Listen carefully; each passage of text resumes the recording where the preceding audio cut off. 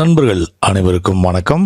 இந்த வீடியோ பெண்களை பற்றிய பார்வை எப்படி இருக்க வேண்டும் என்று புத்தர் தன்னுடைய சீடர்களுக்கு கொடுத்த முக்கியமான சூத்ராவோட ஓஷோவின் விளக்கம்தான். இது ஒரு அழகான மற்றும் முக்கியமான சூத்திரம் மட்டுமல்ல, அதனுடைய விளக்கத்தில் பல நுணுக்கங்கள் மற்றும் சுவையான தகவல்கள் என்று ஏராளம் இருக்கின்றது.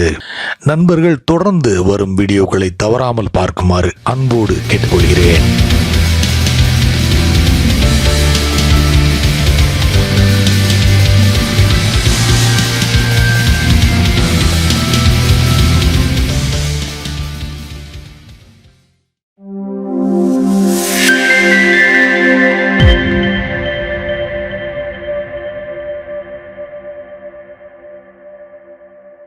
புத்தர் தனது சீடர்களிடம், துறவிகளே, நீங்கள் பெண்களை பார்க்கக்கூடாது. அப்படியே பார்க்க வேண்டிய நிர்பந்தம் ஏற்பட்டாலும் அவர்களிடம் பேசுவதை தவிர்க்க வேண்டும். அப்படியே பேச வேண்டிய அவசியம் ஏற்பட்டால் அது சரியான முறையில் உங்களை வெளிப்படுத்த வேண்டும். அதாவது, நானோ வீடில்லாத பிச்சைக்காரன், I am now a homeless mendicant. இந்த பாவம் நிறைந்த உலகில் சேற்றுக்குள் இருந்தாலும் தாமரை மலர் எப்படி தனது தூய்மை கெடாமல் இருக்கிறதோ அப்படி நடந்து கொள்வேன். வயதான பெண்களை தாயை போல பார்ப்பேன். என்னை விட வயது மூத்த பெண்களை மூத்த சகோதரிகளாகவும், இளைய பெண்களை தங்கைகளாகவும், சிறிய பெண்களை மகள்களாகவும் பார்ப்பேன் என்பது உங்கள் சிந்தனையில் எப்போதும் இருக்க வேண்டும். அதில் எந்த கெட்ட சிந்தனைகளும் இல்லாமல் பார்த்து கொண்டு ரட்சிப்பையே நினைக்க வேண்டும். நாம் தேர்ந்தெடுத்த இந்த பாதையில் நடக்கும்போது வைக்கோலை கடந்து செல்லும் நபர் நெருப்பின் அருகில் செல்லாமல் தவிர்ப்பது போல உலக இச்சைகளை தவிர்க்க வேண்டும். புத்தர் கட்டிய பிரம்மாண்டமான கோயிலுக்கு 3 தளங்கள் உண்டு. அவருடைய போதனைக்கு 3 டிமென்ஷன்கள் உண்டு. அந்த 3 அடுக்குகளையும் புரிந்து கொள்வதற்கு நாம் மிக பொறுமையாக இருக்க வேண்டும். நான் ஏன் அப்படி சொல்கிறேன் என்றால், பல நூற்றாண்டுகளாக அது தவறாக புரிந்து கொள்ளப்பட்டிருக்கிறது. புத்தரின் போதனையில் முதல் தளம் ஹினயானா என்பதாகும். 2வது தளம் மகாயானா, 3வது அடுக்கு வஜ்ரயானா. ஹினயானா என்றால் the small vehicle, narrow way. மகாயானா என்றால் the great vehicle, the wide way. வஜ்ரயானா என்றால் the supreme vehicle, the ultimate way, the transcendental way. ஹினயானா நீங்கள் இருக்கும் தற்போதைய நிலையிலிருந்து ஆரம்பிக்கிறது. ஹினயானா உங்களுடைய எந்திரத்தனமான பழக்கங்களிலிருந்து உங்களை மாற்ற உதவியாக இருக்கிறது. ஹத யோகா போல இது உடல் சார்ந்தது. மிக கடினமான ஒழுக்கங்களில் நம்பிக்கை உடையது. கட்டுப்பாடுகள் மிகுந்தது. மிகுந்த கட்டுப்பாடுகள் இருப்பது போல் தோன்றினாலும் ஹினயானாவின் மொத்த வேலையும் நூற்றாண்டுகளாக நம்மிடம் ஊறிப்போன பழக்கங்களை மாற்றுவதுதான். செக்ஸ் தான் அடிப்படை பிரச்சனை. மனிதனால் உருவாக்கப்பட்ட எல்லா பழக்கங்களும் அடிப்படையில் செக்ஸ் ஓரியன்டட் தான். அதனால்தான் எந்த சமூகமும் செக்ஸிற்கு முழு சுதந்திரம் கொடுப்பதில்லை. இதுவரை இருந்த கலாச்சாரமும் சரி, இருக்கின்ற கலாச்சாரமும் சரி, சபிஸ்டிகேட்டடோ அன்சபிஸ்டிகேட்டடோ, ஈஸ்டர்னோ வெஸ்டர்னோ, பழைய காலத்தில் உள்ளதோ நாகரிக காலத்தில் உள்ளதோ, எல்லா கலாச்சாரமும் ஏதோ ஒரு வழியில் மனிதனின் செக்ஷுவல் எனர்ஜியை கட்டுப்படுத்தவே முயற்சி செய்கிறது. அந்த எனர்ஜி தான் மனிதனை ஆதிக்கம் செலுத்தும் சக்தியாக பார்க்கப்படுகிறது. மனிதனுக்கு செக்ஸின் மேல் முழு சுதந்திரம் கொடுத்தால் தன்னை அழித்துக் கொள்வான் என்பது போல் பார்க்கப்படுகிறது. American psychologist B.F. ஸ்கின்னர் எலிகளோடு தான் நடத்திய சோதனைகளின் முடிவுகளை வெளியிட்டார். ஒரு புதிய தியரியை கண்டுபிடித்திருந்தார். அதில் எலியின் மூளையில் உள்ள குறிப்பிட்ட சென்டர்களில் எலக்ட்ரோடுகளை பொருத்தி பட்டனை அழுத்தும் போது எலிக்குள் காம உணர்ச்சியை தூண்டும். There is a sex center in brain. உடலில் உள்ள செக்ஸ் சென்டரை விட மூளையில் உள்ள செக்ஸ் சென்டர் தான் மனிதனை அதிகமாக தன் கட்டுப்பாட்டுக்குள் வைத்திருக்கிறது. அதனால்தான் கற்பனை மனிதனுக்கு நன்றாக வேலை செய்கிறது. அதனால்தான் போனோகிராஃபி மனிதனை அதிகமாக ஈர்க்கிறது. ஆபாச படங்கள் மூளையில் உள்ள செக்ஸ் சென்றை தான் தூண்டுகிறது. அவர் எலிகளின் மூளைக்குள் எலக்ட்ரோட்ஸ்களை பொருத்தி எப்போதெல்லாம் எலிகளுக்கு காமம் தூண்டப்பட வேண்டுமோ, இன்னர் ஆர்கசம் தேவையோ, அவைகளுக்கு பட்டன்களை அழுத்துவதை கற்றுக் கொடுத்தார். அவருக்கு ஆச்சரியம் காத்திருந்தது. அவர் இப்படி நடக்கும் என்று கொஞ்சம் கூட எதிர்பார்க்கவில்லை. அந்த எலிகள் எல்லாவற்றையும் மறந்துவிட்டன. சாப்பாடு, உறக்கம், விளையாட்டு எல்லாம் மறந்துவிட்டது. தொடர்ச்சியாக அந்த பட்டனையே அழுத்தி கொண்டிருந்தன. அதில் ஒரு எலி 6000 முறை பட்டனை அழுத்தி இறந்து போனது. 6000 times. எல்லாம் மறந்துவிட்டது. Then nothing else matters. Sooner or later வேறு ஒரு ஸ்கின்னரோ இன்னொரு நபரோ நமது பாக்கெட்டில் வைத்து எடுத்து செல்வது போல ஒரு சிறிய பெட்டியை கொடுக்க போகிறார். எப்போதெல்லாம் செக்ஷுவலாக உணர்கிறோமோ பட்டனை அழுத்த வேண்டியதுதான். நமது பிரெயின் சென்டர் தூண்டப்பட்டு நமக்கு அருமையான ஆர்கசம்ஸ்களை கொடுக்கும். ஒருவராலும் நமக்குள் என்ன நடக்கிறது என்பதை தெரிந்து கொள்ள முடியாது. கிட்டத்தட்ட அந்த எலி செய்ததைத்தான் செய்ய போகிறீர்கள். ஆமாம், மற்ற விஷயங்கள் எல்லாம் அர்த்தம் இல்லாததாகிவிடும். உங்களையே நீங்கள் கொன்று விடுவீர்கள். கட்டுப்பாடுகள், லிமிட்டேஷன்ஸ், வரம்பு, வரையறை என்று எதுவும் இல்லாமல் இருந்தால் செக்ஸின் மேல் மிகப்பெரிய ஈர்ப்பு ஏற்படுகிறது. முதலில் நமது உடலே நமக்கு சில லிமிட்டேஷன்ஸ்களை விதிக்கிறது. ஒரு மனிதனால் பல ஆர்கசம்ஸ்களை ஒரே நாளில் அனுபவிக்க முடியாது. இளமை காலத்தில் 3 4, வயதான பிறகு ஒன்றிற்கே பெரிய பாடு. இன்னும் வயதாகும் போது அந்த ஒன்றும் பெரிய விஷயமாகிவிடும். வாரத்திற்கு ஒரு முறை, மாதத்திற்கு 1 என்று ஆகிவிடும். கொஞ்சம் கொஞ்சமாக நமது உடல் பல லிமிட்டேஷன்ஸ்களை செக்ஸ் மீது வைக்கும். பெண்ணின் உடல் அப்படி லிமிட்டேஷன்ஸ்களை வைப்பதில்லை. women are more free that way. அதனால்தான் பெண்கள் மீது உலகம் முழுவதும் ஏகப்பட்ட கட்டுப்பாடுகள், அடக்குமுறைகள். அவள் சுதந்திரமாக இருக்க அனுமதிக்கப்படுவதில்லை. ஆர்கசம் அடைவதற்கு கூட கடந்த காலங்களில் பெண்கள் அனுமதிக்கப்படவில்லை. Because she can have multiple orgasms. சில வினாடிகளில் 6 அல்லது 12 ஆர்கசம்ஸ்களை பெற்றுவிடுவாள். அப்படி என்றால் ஒரு ஆணாலும் எந்த பெண்ணையும் திருப்திப்படுத்த முடியாது. தென் குரூப் செக்ஸ் மட்டும்தான் திருப்திப்படுத்தும். ஒரு பெண்ணுக்கு குறைந்தது 12 கணவன்கள் தேவைப்படும். இது பல சிக்கல்களை உருவாக்கும். அதனால்தான் பல நூற்றாண்டுகளாக, ஆயிரக்கணக்கான வருடங்களாக பெண்கள் அவர்களால் ஆர்கசத்தை எட்ட முடியும் என்பதை மறந்து போகும் அளவிற்கு வளர்க்கப்பட்டார்கள். சமீப காலமாகத்தான் பெண்கள் ஆர்கசத்தை மீண்டும் உணர ஆரம்பித்திருக்கிறார்கள். இதனால் உலகம் முழுவதும் பிரச்சனைகள் எழ ஆரம்பித்திருக்கிறது. திருமணங்கள் பெரிய பிரச்சனையில் இருக்கிறது. பெண்களுக்கு மல்டிபிள் ஆர்கசம்ஸ்களுக்கு கெப்பாசிட்டி இருக்கும்போது திருமணம் என்பது நிலைத்து நிற்காது. ஆணிற்கு ஒரு ஆர்கசத்திற்கு மட்டும்தான் கெப்பாசிட்டி இருக்கிறது. சோ 2 பேரும் காம்பேட்டபிலிட்டியோடு இருக்கவே முடியாது. சோ ஒருவருக்கு ஒருவர் என்பது அல்லது இந்த மோனோகாமி நிலைத்து இருக்காது. அது மிகவும் கடினம். சோ இவ்வளவு சிக்கல்களுக்குள், அதாவது ஆணுக்கு இந்த சிறிதளவு எனர்ஜி ரிலீஸ் தான் என்று ஆனபோது செக்ஸ் எப்போதும் சில கட்டுப்பாடுகளுக்குள்ளேயே இருக்கிறது.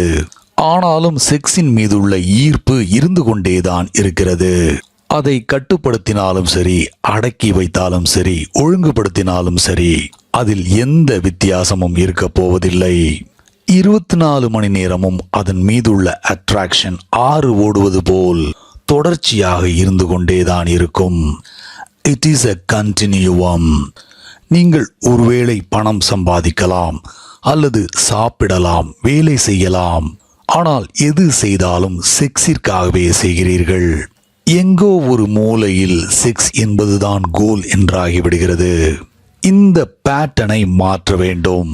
இல்லை என்றால் உங்கள் எனர்ஜி குறைந்து கொண்டே போகும். வலு இழந்து கொண்டே இருக்கும். பூமியை நோக்கி போய்கொண்டே இருக்கும். வானத்தை பார்த்து எழுந்து நிற்காது. it will not have an upward surge. ஹினயானா நீங்கள் இருக்கும் இந்த நிலையில்தான் வேலை செய்கிறது. தொடர்ச்சியாக நாம் செக்ஸை பற்றி அப்சஸ்டாக இருக்கிறோம். ஹினயானா இந்த அப்சஷனை நம்மிடமிருந்து நீக்குவதற்கு முயற்சி செய்கிறது. அது சில ஒழுக்கங்களை, கட்டுக்கோப்பான ஒழுக்கங்களை இந்த அப்சஷனை விட்டுவிடுவதற்கு கொடுக்கிறது.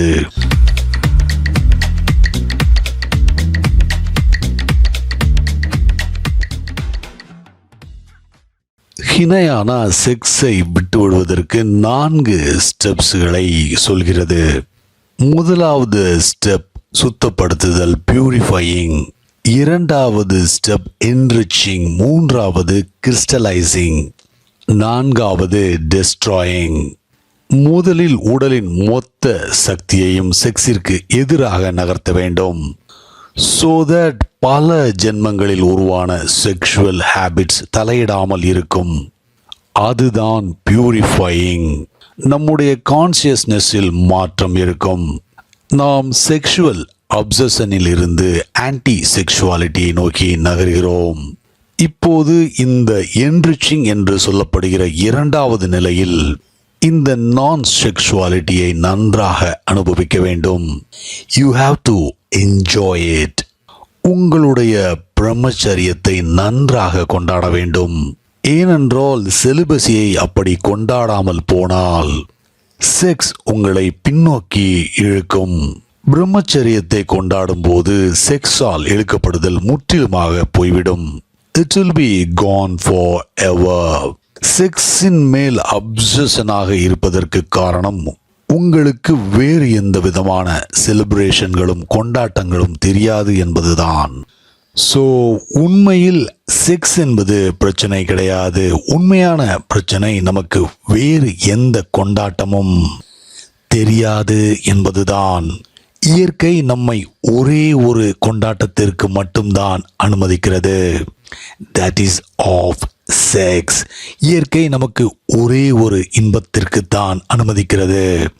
That is of sex. இயற்கை நம்மை ஒரே ஒரு த்ரில்லிற்கு தான் அனுமதிக்கிறது. And that is of sex.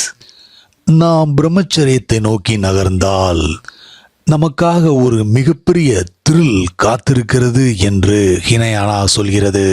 ஆனால் பிரம்மச்சரியத்தை நம்மேல் பலவந்தமாக திணிக்கக்கூடாது. அப்படி வற்புறுத்தி திணித்தால் செலிபஸியை என்ஜாய் பண்ண முடியாது. செக்ஷுவல் ஹேபிட்ஸ் பற்றி நல்ல புரிதல் ஒருவருக்கு இருக்க வேண்டும். அந்த புரிதலின் மூலமாக அவர் கொஞ்சம் கொஞ்சமாக பிரம்மச்சரியத்தை நோக்கி நகர வேண்டும். பிரம்மச்சரியம் ஒருவருக்குள் மெதுவாக கொண்டு வரப்பட வேண்டும். மீண்டும் மீண்டும் செக்ஷுவாலிட்டிக்குள் இழுக்கப்படுவதை மெதுவாக விட்டுவிட வேண்டும். அதாவது படிப்படியாக விட வேண்டும். அப்போது கிடைக்கும் சக்தியை நாம் அனுபவிக்க ஆரம்பிக்கும் போது, செக்ஸின் மேல் அப்சஷன் இல்லாமல் இருக்கும்போது அந்த பியூர் எனர்ஜி நமக்குள் ஒரு நடனமாடும். அதுதான் என்ரிச்சிங். இப்போது உங்களுடைய energy வீணடிக்கப்படவில்லை. Your energy goes on showering on yourself. Remember, 2 வகையான பிரம்மச்சாரிகள் இருக்கிறார்கள். ஒன்று, தன்மேல் அவராக பிரம்மச்சரியத்தை திணிப்பவர். இவர் தவறான வகை. அவர் வன்முறையை தன்மேல் கையாளுகிறார். இன்னொரு வகை, செக்ஷுவாலிட்டியை நன்றாக புரிந்து கொள்ள முயற்சி செய்தவர். மெதுவாக அதன் பயனற்ற தன்மையை உணர்ந்தவர். அவர் கொஞ்சம் கொஞ்சமாக ஒவ்வொரு செக்ஷுவல் ஆக்டிற்கு பிறகு வரும் விரக்தியையும் ஏமாற்றத்தையும் பற்றி அறிந்தவராக இருக்கிறார். செக்ஸில் ஈடுபடும் போது ஒருவித த்ரில் இருக்கத்தான் செய்கிறது. ஒரு கணம் நம்மை நாமே மறந்து போகிறோம். We feel good for a few seconds. ஒரு சில வினாடிகள் என்றாலும் இந்த உலக வாழ்க்கையில் உள்ள சலிப்பு தரும் பல விஷயங்களிலிருந்து வெளியில் வந்து விடுகிறோம். செக்ஸ் இன்னொரு உலகிற்கு தப்பித்து செல்வதற்கு ஒரு கதவை திறந்து விடுகிறது. அந்த உலகில் எந்தவித டென்ஷனும் இல்லாமல், கவலையும் இல்லாமல் மிகவும் ரிலாக்ஸ்டாக இருக்கிறோம். ஆனால் கவனித்து பார்த்திருக்கிறீர்களா? ஒவ்வொரு முறை உறவில் ஈடுபட்ட பிறகு ஒருவித விரக்தியை உணர்கிறோம். Sex has promised too much, ஆனால் அப்படி செய்வதில்லை. செக்ஸிற்கு பிறகு சிறிதளவு கூட விரக்தி அடையாத, சிறிதளவாவது குற்ற உணர்வு இல்லாத ஆணையோ பெண்ணையோ பார்ப்பது மிகவும் அரிது. சாமியார்களால் திணிக்கப்பட்ட குற்ற உணர்வை பற்றி நான் சொல்லவில்லை. யாரும் குற்ற உணர்வை திணிக்கவில்லை என்றாலும் சிறிது குற்ற உணர்வு இருப்பதை நம்மால் உணர முடிகிறது. அது செக்ஷுவல் ஆக்டின் ஒரு பகுதி, அதன் நிழல். சக்தியை இழந்திருக்கிறீர்கள். You feel depleted. எந்த லாபமும் கிடைக்கவில்லை. The gain is not substantial. முட்டாளாக்கப்பட்டிருக்கிறோம். நேச்சுரல் ஹிப்னாசிஸால் ஏமாற்றப்படுகிறோம். உடலால் ஏமாற்றப்படுகிறோம். அதனால்தான் அந்த விரக்தி. ஹினயானா இந்த விரக்தியை ஆழமாக கவனிக்க சொல்கிறது. செக்ஷுவல் ஆக்டிற்குள் செலுத்தப்படும் சக்தியையும் செக்ஷுவல் ஆக்டையும் நன்றாக கவனிக்க சொல்கிறது. அதை பற்றி நன்றாக அறிந்து கொள்ளும் போது அதில் ஒன்றுமில்லை என்பதை நம்மால் பார்க்க முடியும். இந்த புரிதல் வரும்போது உறவிலிருந்து நமக்கு கிடைக்கும் அதிகமான இன்பம் குறைய ஆரம்பிக்கும். விரக்தி அதிகமாகும். அப்போதுதான் அந்த மாற்றம் வர ஆரம்பிக்கும். நம்முடைய கான்ஷியஸ்னஸ் செக்ஸை விட்டு நேச்சுரலாக, ஸ்பான்டேனியஸாக, அதுவாக நகர ஆரம்பிக்கும். பிரம்மச்சரியத்தை இப்போது நீங்கள் உங்கள் மேல் திணிக்கவில்லை. இரண்டாவது ஸ்டெப்பான என்ரிச்சிங்கில் your own energy goes on feeding your being. அந்த சக்தியை பிறகு ஒருபோதும் அடுத்தவர் உடலுக்குள் தூக்கி போடுவதில்லை. அந்த சக்தி நமக்குள் ஒரு ஆழமான சேகரிப்பாக இருக்கிறது. நாம் ஒரு குளம் போல் ஆகிவிடுகிறோம். அந்த சக்தியால் நாம் குளிர்ச்சியாக உணர்கிறோம். Sex is very hot. இந்த என்ரிச்சிங் ஸ்டேஜ் அமைதியானது, குளிர்ச்சியானது, நிதானத்தை கொடுப்பது. அங்கு ஒரு கொண்டாட்டம் இருக்கும், ஆனால் அது அமைதியாக நடக்கும். அதில் ஏற்படுகிற நடனத்தில் ஒரு எலகன்ஸ் இருக்கும். அது கிரேஸ்ஃபுல்லாக இருக்கும். இனி கிறிஸ்டலைசிங் என்கிற மூன்றாவது நிலை. இரண்டாவது நிலையான என்ரிச்சிங்கில் நமக்கு கிடைத்த சக்தி நமக்குள் ஒரு இன்னர் டான்ஸை ஆரம்பித்திருக்கும். இதை மெதுமெதுவாக அனுபவிக்கும் போது, இந்த நிலையை பற்றிய அதிகமான அவேர்னஸ் ஏற்படும் போது ஒருவித கெமிக்கல் கிறிஸ்டலைசேஷன் நமக்குள் ஏற்படுகிறது. இந்த நிலையில் நம்மில் இருந்த பல நான் என்கிற துண்டுகள் கீழே விழுந்து நான் என்ற ஒருவராக மாறுகிறோம். ஒரு ஒற்றுமை நமக்குள் ஏற்படுகிறது. முதன்முறையாக ஐ ஹாவ் அன் ஐ என்று உங்களால் சொல்ல முடியும். Now you have only one I. ஒரு பெரிய நான் என்று சொல்லலாம். அது எல்லாவற்றையும் கட்டுப்படுத்துகிறது. You have become your master. And நான்காவது நிலை destroying. நமக்குள் ஒரு நான் மட்டும் இருக்கும்போது அதை எளிதாக அழித்துவிட முடியும். நமக்குள் பல நான்கள் இருக்கும்போது அவற்றை அழிக்க முடியாது. நமது சக்தி ஒன்றாகும் போது, சென்டர்டாக இருக்கும்போது அதை அழித்துவிட முடியும். It can be completely destroyed. அது கூட்டமாக இருக்கும்போது அழிப்பது மிகவும் கடினம். ஒரு ஃப்ராக்மெண்டை அழிக்கும்போது மற்ற 1000 ஃப்ராக்மெண்ட்ஸ்கள் இருக்கின்றன. அந்த ஃப்ராக்மெண்ட்ஸ்களை நோக்கி செல்லும் போது முதல் ஃப்ராக்மெண்ட் மீண்டும் முளைக்க ஆரம்பிக்கும். எப்படி மரத்தில் ஒரு கிளையை வெட்டும் போது அதிலிருந்து 3 கிளைகள் துளிர் விடுகிறதோ அதே போல் செக்ஷுவாலிட்டி ஒரு கிறிஸ்டலைஸ்டு பினாமினாக மாறினால் மட்டும்தான் நம்மால் அதை அழிக்க முடியும். ஒரு மனிதன் அதிகமான சக்தியை சேகரித்த பிறகு, அவன் ஒரு நான் என்று ஆன பிறகு, அங்கே அதிகமான ஃப்ராக்மெண்ட்ஸ்கள் இல்லாத போது இந்த நிலையை புத்திஸ்டுகள் மஞ்சுஸ்ரீஸ் ஸ்வாட் என்று ஸ்பெஷல் டேம் வைத்து அழைக்கிறார்கள்.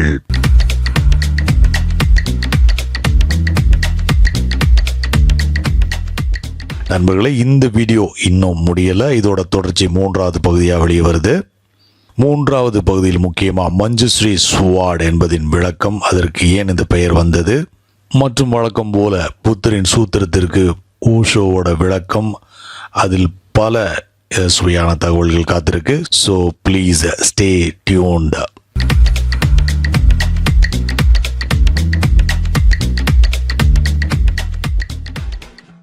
மஞ்சுஸ்ரீ ஸ்வாட் என்று ஏன் அழைக்கப்படுகிறது?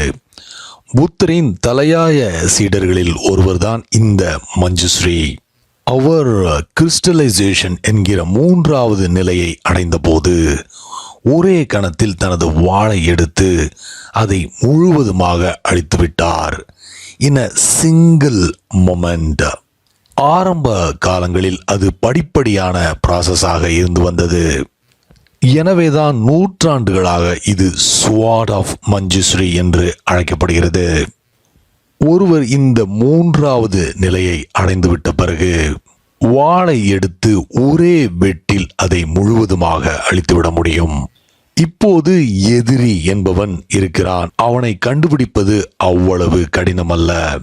இப்போது பல எதிரிகள் என்ற நிலை இல்லை. அதாவது பல எதிரிகள் இல்லை, ஒரே ஒரு எதிரிதான் நம்மை எதிர்த்து நிற்கிறான்.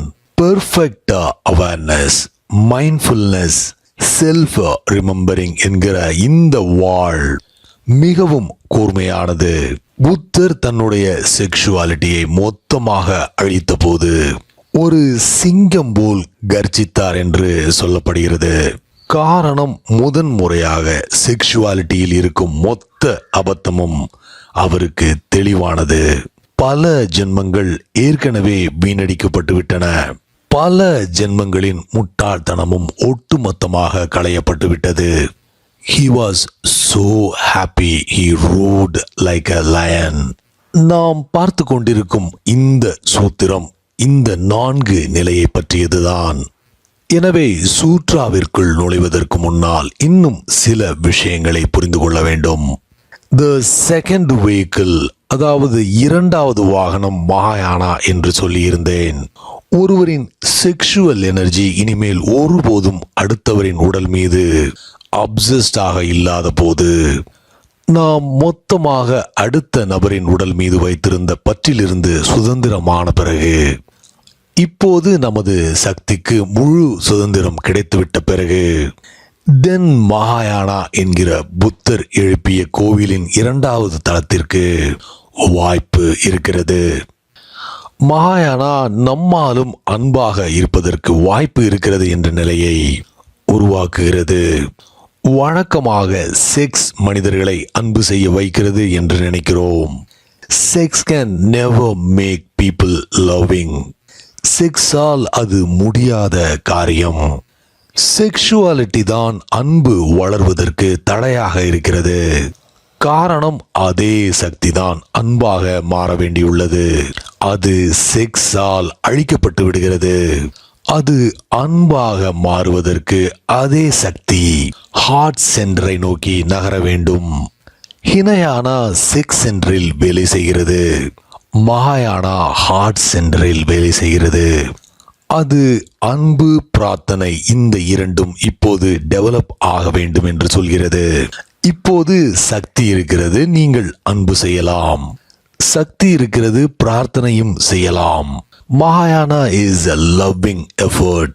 ஒருவர் மரங்களை, பாறைகளை, சூரியனை, நிலவை, மனிதர்களை அன்கண்டிஷனலாக அன்பு செய்ய வேண்டும்.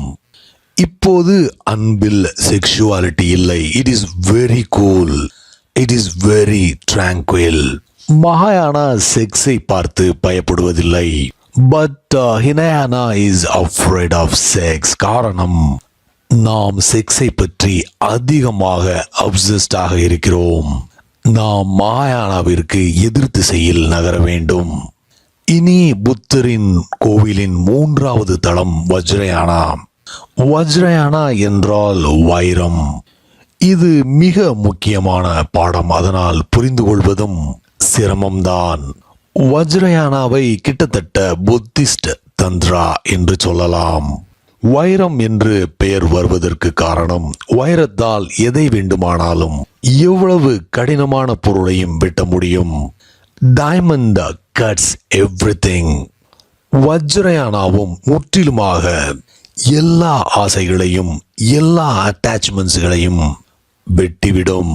அவ்வளவு ஏன், புத்தராக வேண்டும், நிர்வாணாவை அடைய வேண்டும், ஞானம் பெற வேண்டும் என்பது போன்ற நல்ல ஆசைகளை கூட முற்றிலுமாக நீக்கிவிடும். வஜ்ரயானாவை பொறுத்தவரையில் உலக இச்சைக்கும் நிர்வாணாவிற்குமே வித்தியாசம் தெரியாது. அறியாமைக்கும் அறிவுக்குமே வித்தியாசம் தெரியாது. It knows no difference, no distinctions. எல்லா வித்தியாசங்களும் தூர எறியப்பட்டிருக்கும். ஆண் பெண் இருவருக்கும் உள்ள வேறுபாடு உட்பட எல்லா வேறுபாடுகளும் விடப்பட்டிருக்கும். Now let me explain it to you. ஹினயானா என்ற நிலையில் ஆண் என்பவன் ஆண்தான், பெண் என்பவள் பெண்தான். ஆண் பெண்ணால் ஈர்க்கப்படுகிறான், பெண் ஆணால் ஈர்க்கப்படுகிறாள். இந்த ஈர்ப்பு ஒருவருக்கு வெளியில் உள்ள பொருளின் மேல் இருக்கிறது. இப்படி ஈர்ப்பு வெளியில் உள்ள பொருளின் மீது இருக்கும்போது ஒருவரால் சுதந்திரமாக இருக்க முடியாது. அதனால்தான் காதலர்கள் ஒருவரை ஒருவர் மன்னிப்பதில்லை. They cannot. ஒருவர் மீது காதல் கொள்கிறோம், அதே சமயம் அவரால் எரிச்சலும் கோபமும் அடைகிறோம். அதற்கு காரணம் உண்டு. எப்போதும் காதலர்களுக்குள் சண்டை இருந்து கொண்டே இருக்கும். ஒருவரால் தன்னுடைய காதலரையோ காதலியையோ மன்னிக்க முடியாது. காரணம், அவர் அந்த காதலியையோ காதலரையோ சார்ந்து இருக்கிறார். இந்த அடிமைத்தனத்தை எப்படி அவரால் மன்னிக்க முடியும்? அவருக்கு தன்னுடைய காதலி தன்னை மகிழ்ச்சியாக வைத்திருக்கிறாள் என்பது தெரியும். ஒருவேளை சந்தோஷமாக வைத்திருக்க வேண்டாம் என்று அவள் முடிவெடுத்தால் என்ன நடக்கும்? திடீரென்று அவருடைய மகிழ்ச்சி காணாமல் போய்விடும். அவருடைய சந்தோஷம் இப்போது காதலியின் கையில், அவளுடைய மகிழ்ச்சி அவருடைய கையில். எப்போதெல்லாம் யாரோ ஒருவர் நம்முடைய மகிழ்ச்சியை கட்டுப்படுத்துகிறார் என்று வரும்போது நம்மால் அந்த நபரை மன்னிக்க முடியாது. புகழ்பெற்ற பிரெஞ்சு தத்துவ ஞானி Jean Paul Sartre the other is hell என்று சொன்னார். அவர் சொன்னது சரிதான். இதை பற்றி ஆழமான புரிதல் இருந்தது அவருக்கு. த அதர் இஸ் ஹெல் காரணம், நாம் அந்த அதரை சார்ந்து இருக்கிறோம். Sex cannot make you free. அது நம்மிடமிருந்து நம்மை தூரமாக கொண்டு போய் கொண்டே இருக்கும். It takes you farther and farther away from yourself. Other என்பதுதான் அதன் இலக்கு. குர்ஜிஃப் செக்ஸை ஒன் ஆரோட் என்று சொல்லுவார். அந்த ஆரோ அடுத்த நபரை நோக்கி நகரும். இதே ஓமையைத்தான் வஜ்ரயானாவும் பயன்படுத்துகிறது. செக்ஸ் இஸ் ஒன் ஆரோட். அது அடுத்த நபரை நோக்கி செல்லும். ஆனால் லவ் இஸ் டபுள் ஆரோட். அது அடுத்தவரை நோக்கி மட்டுமல்ல, உங்களை நோக்கியும் வரும். உங்களுக்கு சமநிலை கிடைக்கும். அன்பான மனிதர் அடுத்தவர் மேல் கோபம் கொள்வதில்லை. காரணம், அவர் அடுத்தவரை சார்ந்து இருப்பதில்லை. தனியாக இருந்தாலும் மகிழ்ச்சியாக இருப்பார். His arrow is a double arrowed. Of course, அவருடைய மகிழ்ச்சியை அடுத்தவர்களோடு பகிர்ந்து கொள்வார். ஆனால் அடுத்தவரை சார்ந்து ஒருபோதும் இருக்க மாட்டார். ஒருவரை சார்ந்து இருக்கிற உறவு அல்ல இது. It is a relationship of interdependence. அது ஒரு மியூச்சுவலான நட்பு. எனர்ஜியை பகிர்ந்து கொள்வார்கள். ஆனால் ஒருவரும் அடுத்தவருக்கு அடிமை அல்ல. வஜ்ரயானாவில் இந்த ஆரோ முழுவதுமாக மறைந்து விடுகிறது. இந்த மெக்கானிசத்தை புரிந்து கொள்ள வேண்டும். ஒரு பெண்ணையோ ஆணையோ தேடிக்கொண்டிருக்கும் போது ஒரு முக்கியமான ஃபேக்டரை பற்றி உங்களுக்கு தெரியாது. அதாவது அந்த பெண்ணோ ஆணோ உங்களுக்குள்ளும் இருக்கிறார் என்பதுதான். ஒவ்வொரு ஆணும் both man and woman, ஒவ்வொரு பெண்ணும் both woman and man. காரணம், இரண்டு பெற்றோரிடமிருந்து பிறக்கிறோம். ஒருவர் ஆண், மற்றொருவர் பெண். இருவரும் 50% பங்களிப்பு செய்திருக்கிறார்கள். அப்பாவிடமிருந்து சில விஷயங்கள், அம்மாவிடமிருந்து சில விஷயங்கள் நம்மிடம் இருக்கும். பாதி மேல் எனர்ஜி, பாதி female energy. We are both. ஹினயானாவில் கடினமாக முயற்சி செய்து நம்முடைய சக்தியை இன்னர் உமனிற்கோ இன்னர் மேனிற்கோ கொண்டு வர வேண்டும். அதுதான் மொத்த வேலையுமே. கார்ல் கஸ்டவ் யங் இந்த உண்மையை பற்றி, அதாவது ஒரு ஆணும் பியூர் மேனோ ஒரு பெண்ணும் பியூர் உமனோ கிடையாது என்பதை இந்த நூற்றாண்டில் கண்டறிந்தார். அதனால்தான் திடீரென்று ஒரு நாள் ஒரு பெண்ணை சந்திக்கும் போது நமக்கு எஸ், இதுதான் எக்ஸாக்டாக நான் தேடிக்கொண்டிருந்த பெண் என்று தோன்றுகிறது. எதை வைத்து இப்படி ஒரு முடிவுக்கு வருகிறோம்? What is the criterion? It is not the rational. நாம் நினைத்து பாராத ஒன்று திடீரென்று நடக்கிறது. யாராவது இந்த பெண்ணிடம் எப்படி காதலில் விழுந்தீர்கள் என்று கேட்டால், தெரியாது, ஏதோ நடந்தது, காதலில் விழுந்தேன் என்றே தோள்களை அசைக்கிறோம். என்ன நடந்தது? கார்ல் கஸ்டவ் யங் நமக்குள் ஒரு பெண்ணின் இமேஜ் இருக்கிறது என்கிறார். அந்த உருவம் இந்த பெண்ணின் சாயலோடு ஏதோ ஒரு வகையில் ஒத்துப்போகிறது. ஏதோ ஒரு வழியில் இந்த பெண் நாம் நினைத்த மாதிரியே அதே சாயலில் இருக்கிறாள். ஆனால் நிச்சயமாக ஒரு பெண்ணும் இன்னர் உமனின் முழுமையான உருவ ஒற்றுமையை கொண்டிருப்பதில்லை. அதனால்தான் ஒரு காதலனாலும் ஒருபோதும் திருப்தி அடைய முடிவதில்லை. ஏதோ ஒரு சில ஒற்றுமைகள் ஒருவேளை இருக்கலாம். நடையிலோ, குரலிலோ, பேச்சிலோ, உருவத்திலோ, கண்களிலோ, மூக்கிலோ, முடியின் கலரிலோ இருக்கலாம். Just only something. சோ ஒவ்வொரு காதலியும் சிறிது திருப்தியும் அதிக அதிருப்தியும் கொடுக்கிறாள். பொருந்துகிற விஷயங்கள் திருப்தி அளிக்கின்றன, பொருந்தாத விஷயங்கள் ஒருபோதும் திருப்தி அளிக்காது. கவனித்து பார்த்திருக்கிறீர்களா? எப்போதெல்லாம் காதலில் விழுகிறீர்களோ உடனடியாக உங்கள் காதலனையோ காதலியையோ உங்களுக்கே நீங்கள் என்ன செய்கிறீர்கள் என்பது தெரியாமல் அவரை மாற்ற ஆரம்பிக்கிறீர்கள். மனைவி கணவனை இதை செய்யாதே, இப்படி இரு, இப்படி நடந்து கொள் என்று வாழ்க்கை முழுவதும் மாற்றிக் கொண்டிருக்கிறாள். அன்றைக்கு ஒரு நாள் முல்லா நஸ்ருதீனின் மனைவி என்னிடம், கடைசியில் ஓஷோ நான் வெற்றி பெற்று விட்டேன் என்று சொல்லிக் கொண்டிருந்தாள். நான் புரியவில்லை, என்ன விஷயம் என்று கேட்டேன். அதற்கு அவர், முல்லா நஸ்ருதீன் நகம் கடிப்பதை நான் நிறுத்திவிட்டேன் என்று சொன்னார். நான் நகம் கடிப்பதையா? 50 வருட கால திருமண வாழ்க்கையில் ஒன்றாக இருந்திருக்கிறீர்கள். முல்லாவிற்கு இப்போது 70 வயது. 50 வருடங்கள் கடந்த பிறகு உங்களால் நிறுத்த முடிந்ததா என்று ஆச்சரியமாக கேட்டேன். மனைவி அதற்கு ஆமாம் என்றார். நான், எப்படி உங்களால் முடிந்தது சொல்லுங்கள் என்றேன். அதற்கு அவர், இப்போதெல்லாம் அவருடைய பல் செட்டை ஒழித்து வைத்து விடுவேன் என்று பதில் சொன்னார். மனிதர்கள் அடுத்தவரை மாற்ற முயற்சி செய்து கொண்டே இருக்கிறார்கள். நான் பார்த்த வரையில் யாரும் மாறுவதில்லை. மனிதர்கள் மாறிவிட்டேன் அல்லது மாற்றம் வந்தது போல நடிக்கிறார்கள். ஆனால் யாராலும் மாற முடியாது. எல்லோரும் அவர்களாகவே இருக்கிறார்கள். அதற்காக எடுத்த எல்லா முயற்சியும் வீண்தான். ஆனால் ஒருவரை நமக்கேற்றாற் போல் மாற்ற வேண்டும் என்கிற உந்துதல் இருந்து கொண்டேதான் இருக்கும். ஏன் இந்த அர்ஜ், ஏன் இந்த உந்துதல் இருந்து கொண்டே இருக்கிறது? அது தனது உண்மையான தேவைக்காக நடக்கிறது. பெண் தன்னுடைய கணவனை அவளுக்குள் இருக்கும் அந்த மங்கலான உருவத்தோடு பொருத்துவதற்கு முயற்சி செய்கிறாள். அதில்தான் அவளுக்கு மகிழ்ச்சி. அதாவது, என்னுடைய கணவர் குடிப்பதில்லை, புகைப்பதில்லை, பெண்களை துரத்துவதில்லை, தவறாமல் கோவிலுக்கு செல்வார், இப்படி 1001 விஷயங்கள். She has a certain image. அவளுக்கு தன்னுடைய கணவர் ஹீரோவாக, பெரிய ஆளாக, புனிதனாக இருக்க வேண்டும். ஒரு சாதாரண மனிதன் என்றால் அவளுக்கு அது திருப்தி அளிக்காது. அதேபோல் கணவனும் 1001 வழிகளில் முயற்சி செய்கிறான். அழகான ஆடைகள், அணிகலன்களை கொண்டு வந்து அவளை அலங்கரித்து கொண்டே இருக்கிறான். தன்னுடைய மனைவியில் கிளியோபட்ராவை தேடுகிறான். மனதில் ஏதோ ஒரு மூலையில் ஒரு அழகான பெண்ணின் உருவம் இருக்கிறது. குழந்தை பருவத்தில் இருந்து அந்த உருவம் ஒரு ஓரமாக மனதில் கிடக்கிறது. இப்போது அவன் முயற்சி செய்கிறான்.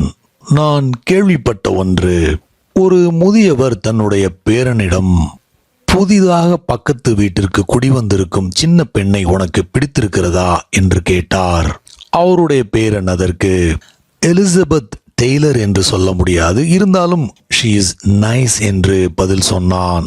இப்போது சிறிய குழந்தைகள் கூட சினிமா நட்சத்திரங்களை பற்றி யோசிக்கிறார்கள்.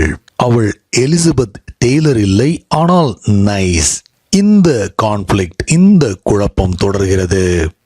காரணம், நாம் வெளியில் இருக்கும் நபரை தேடிக்கொண்டிருக்கவில்லை.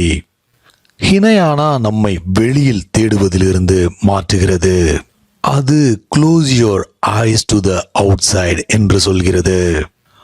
மஹாயானா makes you more alert and aware. அது நமது உள்மனதில் நன்றாக வெளிச்சத்தை பாய்ச்சுகிறது. அப்போதுதான் உங்களால் இன்னர் உமனை பார்க்க முடியும். இப்போது வஜ்ரயானா உங்களுடைய இன்னர் மேனோடோ, இன்னர் உமனோடோ இன்னர் ஆர்கசம் ஏற்பட வழிவகுக்கிறது. You can have inner orgasms with your man inside or your woman inside. So don't be worried about these sutras that we will discuss soon. 2 நாட்களுக்கு முன் ஒரு பெண் சன்னியாசி, ஓஷோ, எனக்கு என்ன நடக்கிறது? நீங்கள் ஹாசிட்ஸ் பற்றி பேசிய போது நான் சந்தோஷத்தில் மிதந்து கொண்டிருந்தேன். ஒவ்வொரு சொற்பொழிவின் போதும் சந்தோஷத்தில் ஆடிக்கொண்டிருந்தேன். இப்போது புத்தரை பற்றி பேசுகிறீர்கள்.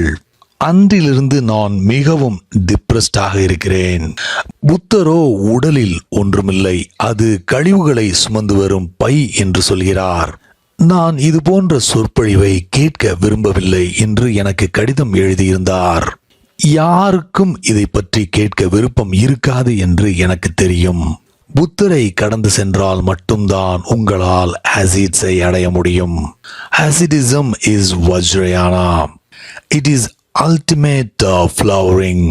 ஹசிடிசத்தை கேட்டுக்கொண்டிருக்கும் போது நீங்கள் மகிழ்ச்சியாக உணர்வீர்கள். நான் டான்ட்ராவை பற்றி பேசும்போது உங்களுக்கு சந்தோஷமாக இருக்கும். உங்களை பற்றி நீங்கள் டான்ட்ரிகாஸ் என்று நினைத்துக் கொள்வீர்கள். அது அவ்வளவு மலிவான விஷயம் அல்ல, எளிதானதும் அல்ல. டான்ட்ரிகாவாக இருப்பது அல்டிமேட் ஃப்ளவரிங் ஆஃப் ரிலிஜியன். உங்களையே நீங்கள் ஏமாற்றிக் கொள்ளாதீர்கள். அந்த இடத்தை எட்டுவது மிகவும் கடினம். Very tough to reach that point. Vajrayana is tantra, ஆனால் புத்திஸ்டுகளின் டான்ட்ரா, பியூர் டான்ட்ரா, ஆனால் எப்படி படிப்படியாக அரேஞ்ச் செய்யப்பட்டிருக்கிறது என்று கவனியுங்கள்.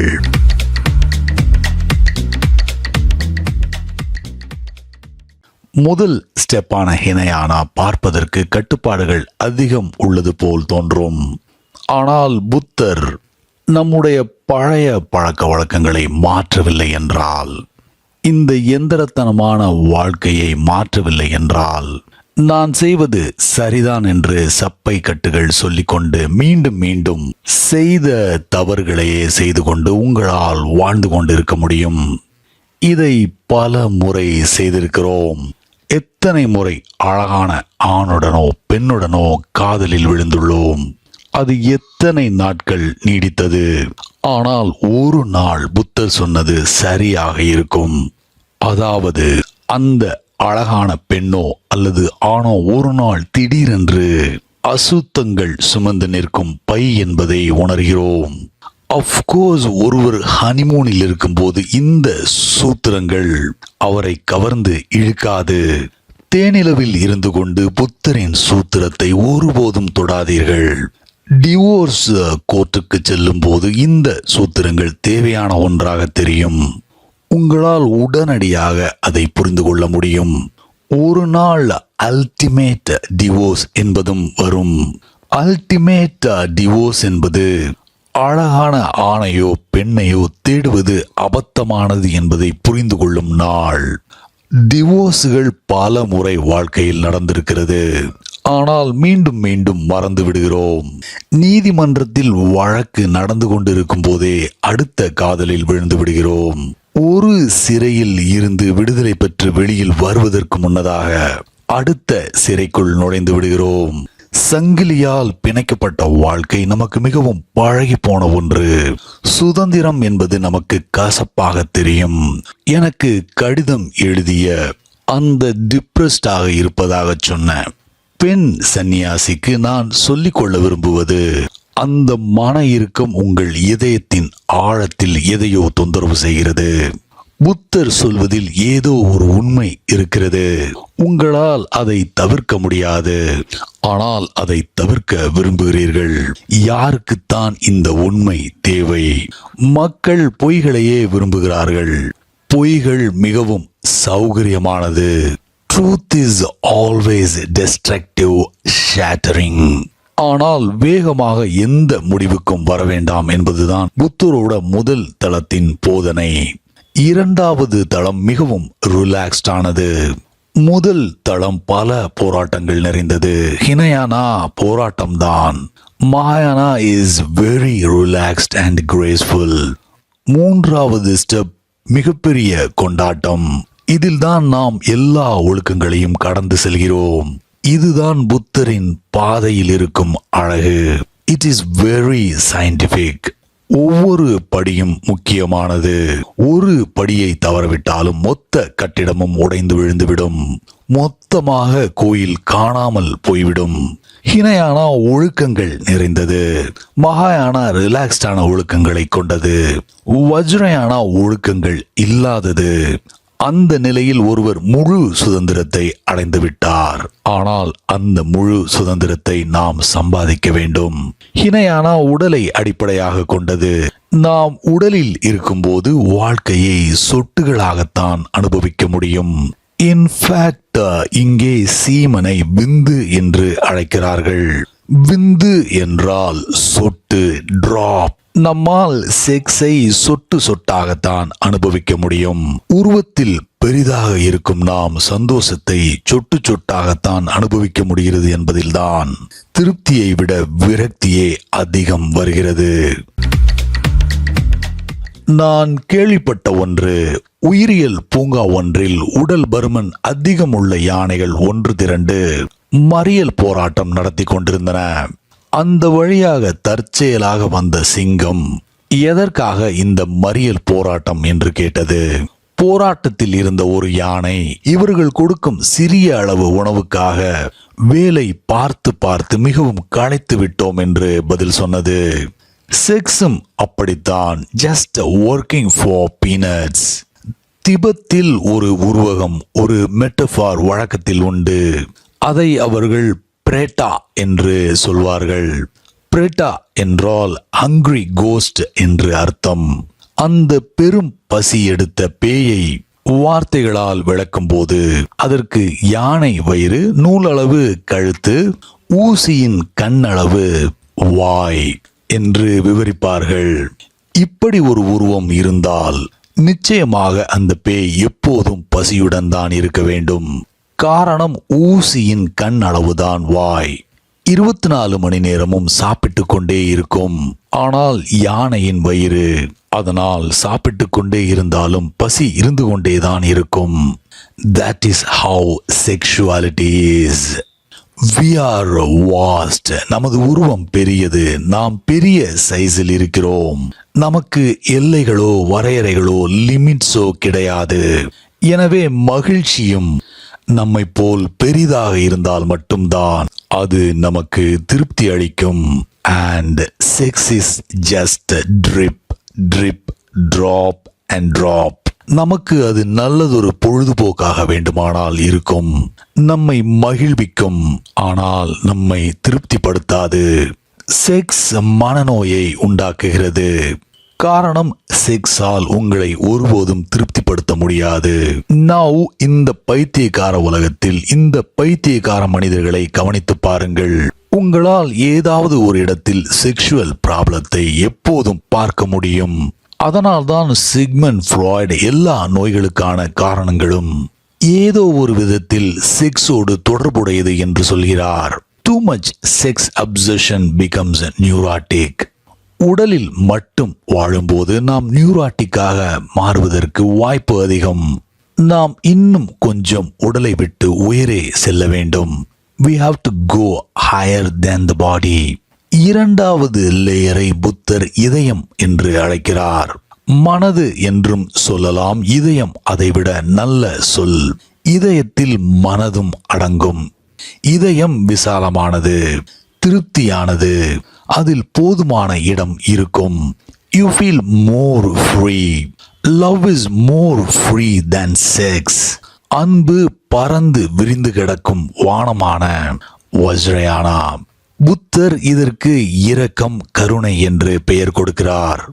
நாம் பேஷனில் வாழ்கிறோம், ஆனால் கம்பேஷனை அடைய வேண்டும்.